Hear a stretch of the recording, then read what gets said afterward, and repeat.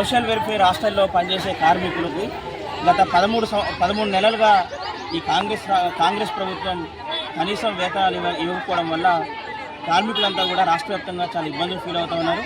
ఇబ్బందులు ఫీల్ అవ్వడమే కాకుండా వాళ్ళ జీవితాలు కూడా గడపైన ఒక పరిస్థితిలోకి వాళ్ళు నెట్టవేయబడి ఈరోజు వందలాది మంది కార్మికులు హైదరాబాద్ సంక్షేమ భవన్ ముందు పెద్ద ఎత్తున ఆందోళన చేస్తూ ఉన్నారు. ఈ సందర్భంగా ప్రగతిశీల ప్రజాస్వామ్య విద్యార్థి సంఘం PDSUగా ఈ రాష్ట్ర ప్రభుత్వానికి మేము ఒక అడుగుదలుచుకున్నాం. అయ్యా ముఖ్యమంత్రి గారు, వీళ్ళందరూ కూడా పేద బడుగు బలైన వర్గాల విద్యార్థులు ఎవరైతే ఉన్నారో, BC SC ST విద్యార్థులు ఎవరైతే ఉన్నారో, గవర్నమెంట్ హాస్టల్లో చదువుకున్న విద్యార్థులకి వాళ్ళకి టైంకి ఇంత వండి పెట్టి వాళ్ళకి కొన్ని బుద్ధులు నేర్పి హాస్టళ్ళకి పంపించే కార్మికులు వీళ్ళంతా. ఈ కార్మికుల మీద ఎందుకు కత్తిగట్టామని చెప్పేసి మేము అడుగుతా ఉన్నాం. గత 13 నెలలుగా వీళ్ళు శాలరీస్ ఇవ్వకపోతే వాళ్ళ జీవితాలు వాళ్ళు ఎట్లా బతుకుతారని చెప్పేసి మేము అడుగుతా ఉన్నాం. రోజువారీ ఖర్చులు కావచ్చు, రోజువారీ వాళ్ళకు ఉండేటువంటి ఖర్చులు, అదేవిధంగా వాళ్ళ పిల్లల జీవన స్థితిగతులు, వాళ్ళ జీవితం ఎట్లా గడుస్తుంది, మీరు ఎందుకు శాలరీస్ ఇవ్వట్లేదని చెప్పి ఈ సందర్భంగా మేము అడుగుతా ఉన్నాం.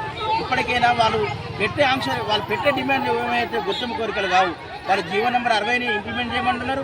జీవో నెంబర్ 9, జీవో నెంబర్ 49 ఏవైతే ఉన్నాయో వాటిని రద్దు చేయాలని చెప్పేసి వాళ్ళు డిమాండ్ చేస్తూ ఉన్నారు.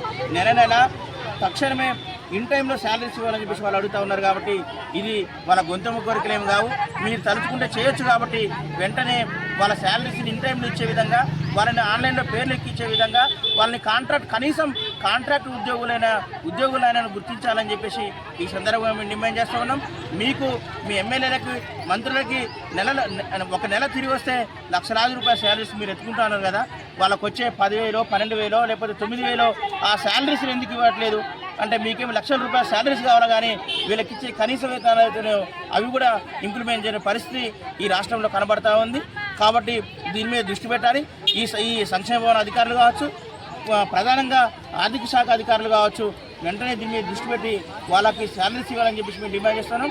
లేని పక్షంలో మొత్తం తెలంగాణ రాష్ట్ర వ్యాప్తంగా కూడా వీళ్ళు చేసే ఉద్యమాలకి PDSU విద్యాసంఘంగా మేము మద్దతు తెలియజేస్తామని చెప్పేసి ఈ సందర్భంగా మేము హెచ్చరిస్తాం.